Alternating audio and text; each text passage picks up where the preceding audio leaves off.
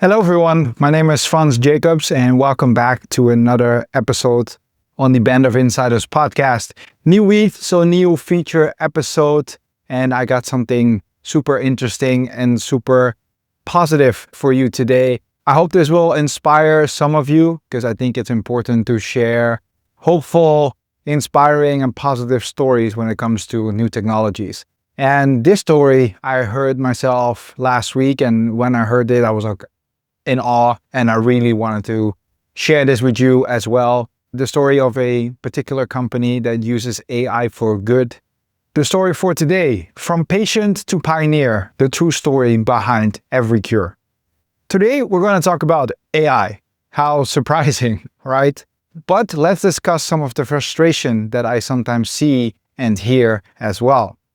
We are promised AGI, aka Artificial General Intelligence. Sam Altman, for example, says it will come sooner than later.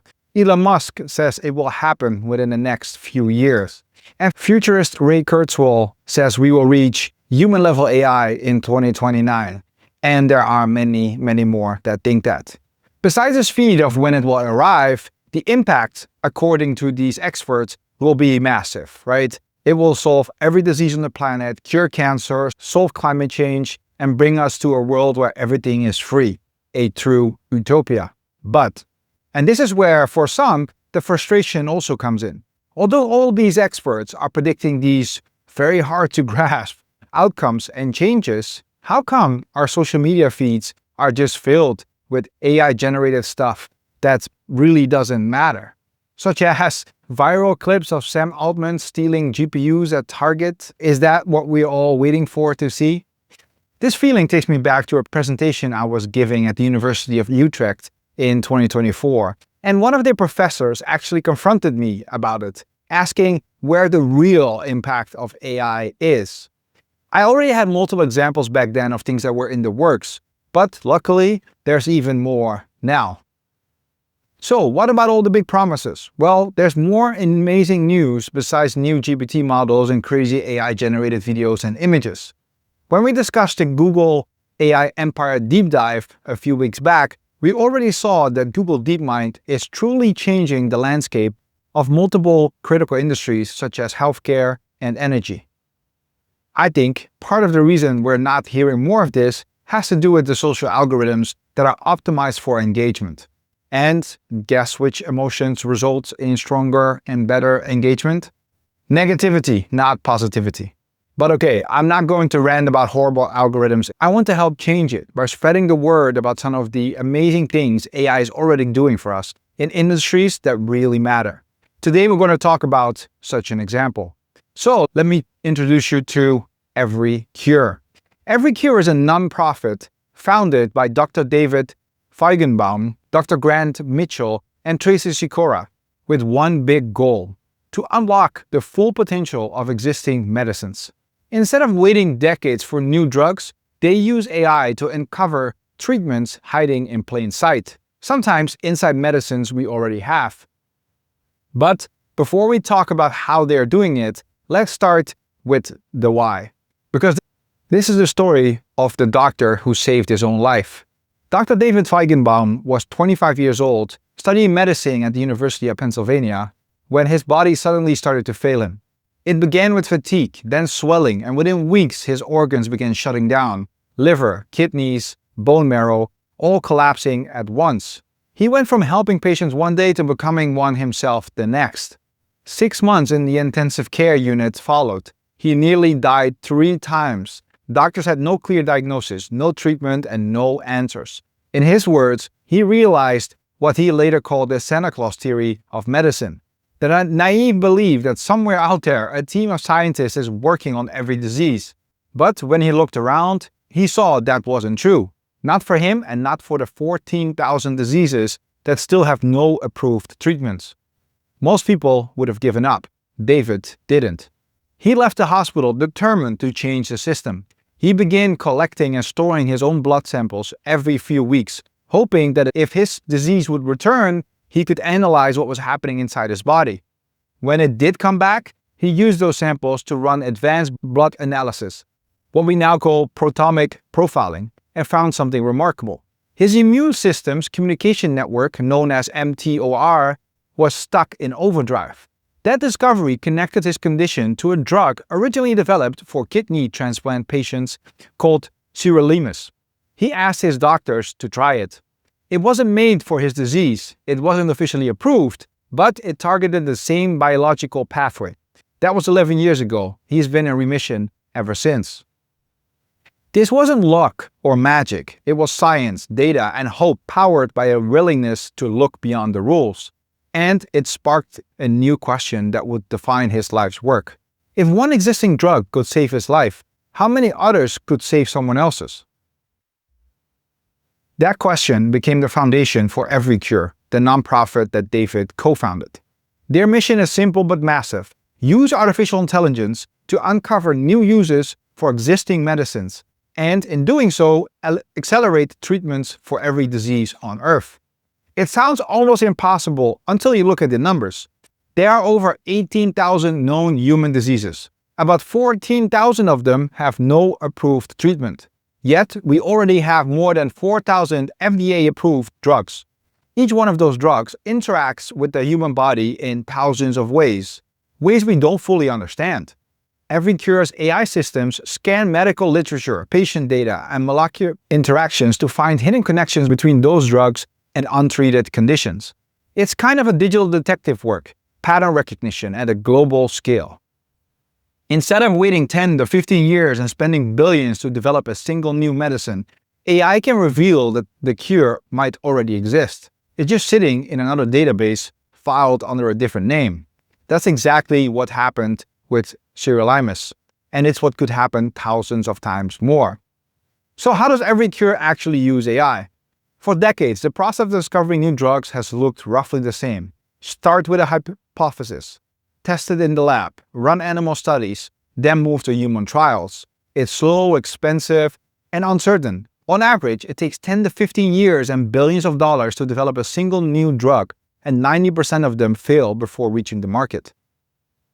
But at the same time, there are already 4,000 plus approved medicines sitting on shelves, each interacting with the human body in complex ways we don't fully understand. Inside those interactions are clues, maybe even cures for other diseases. The problem? No human could ever analyze trillions of possible combinations hiding in that data. Well, you guessed it. This is exactly what AI is good at. So EveryCure's team built an AI platform called The Matrix. It quantifies the likelihood of every FDA-approved drug treating every known human disease. In total, that's more than 75 million possible combinations. The Matrix ingests vast amounts of biomedical information, such as clinical trial results, scientific papers, molecular data, and patient outcomes, and then searches for hidden relationships. It looks for moments when two diseases affect the same biological pathway, when a drug developed for one condition shows unexpected benefits in another, or when scattered case reports quietly hint at something bigger. Before AI, this kind of cross-disease analysis was almost impossible. It would have taken thousands of scientists reading millions of papers manually, a task so enormous it could never realistically be done. Now, AI can process that information in days.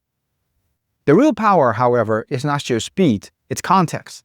The system ranks the most promising drug and disease matches and hands them to medical researchers for review. That means science no longer starts from zero, it starts from a data-driven shortlist of real possibilities. And that is what makes EveryCure special. It's not using AI to replace discovery, it's using AI to reveal it. Humans still make the call, but now with an AI-powered compass, pointing to where the next breakthrough might be hiding. Now let's look at the real-world impact the company has already achieved. One of the first patients they helped after David's recovery was Kyla, a young girl in Chicago who was dying from Castleman disease, the same disease that struck David. Nothing was working until they tried a different existing drug their analysis had surfaced. It worked. Seeing Kyla recover became the moment David realized this wasn't just about his life anymore, it was proof that AI-driven repurposing could save many more. Not long after, the team identified another repurposed drug for a patient with a rare and aggressive cancer called angiosarcoma.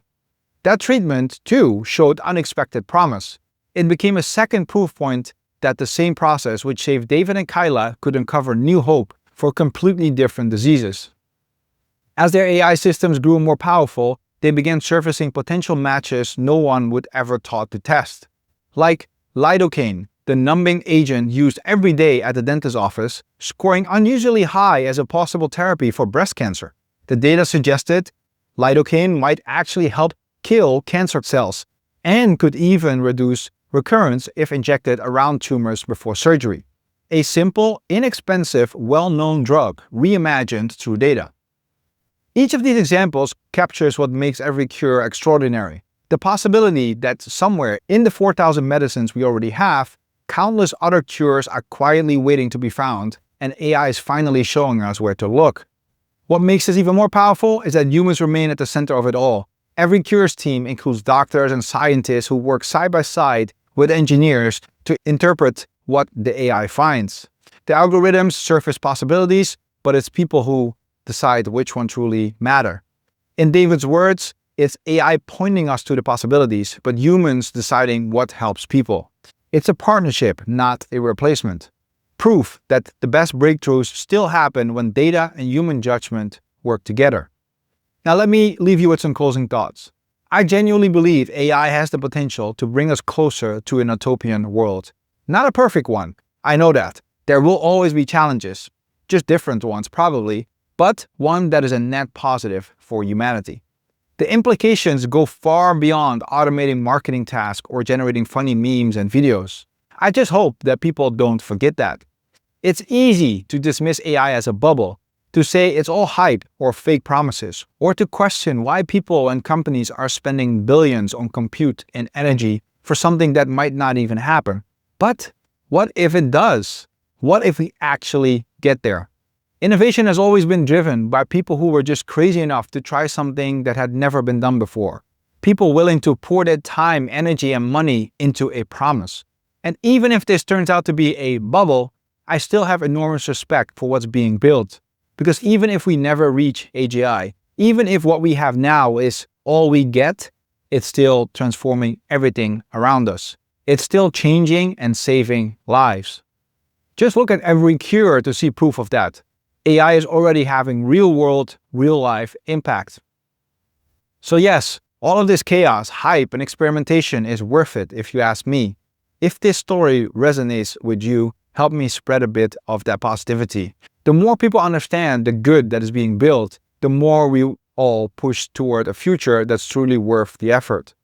Positivity might spread slower than fear, but it builds stronger foundation.